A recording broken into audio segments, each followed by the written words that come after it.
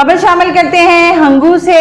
शोबा तालुकात आमा नज़्म व ज़ब्त, पेशा वाराना महारत और बहादुरी पुलिस फोर्स का खासा है। पुलिस फोर्स के मसाइल को तरजीही बुनियादों पर हल करेंगे। इसने हमेशा मुश्किल हालात में बेहतरीन अंदाज में अवाम की खिदमत की है और अवाम की जान माल आबरू के तहफ़्फ़ुज़ को यकीनी बनाया है। इन ख्यालात का इजहार डिस्ट्रिक्ट पुलिस ऑफिसर हंगू अकरामुल्लाह खां PSP ने पुलिस लाइन में मुनक्कद हफ्तावार जर्नैली परेड का मुआयना करते हुए पुलिस एहलकारों से खिताब करते हुए कहा। जर्नैली परेड में तमाम थाना जात, ट्रैफिक वार्डन, एल्ड फोर्स और दीगर शोबाजात के एहलकारों ने हिस्सा लिया। इस मौका पर DPO अकरामुल्लाह खां ने जर्नैली परेड का मुआयना करते हुए पुलिस एहलकारों का टर्न आउट, हेयर कटिंग और डिसिप्लिन के हवाले से बाकी अमूर का जायजा लिया। इस मौका पर पुलिस दस्तों ने परेड की शक्ल में DPO को सलामी पेश की।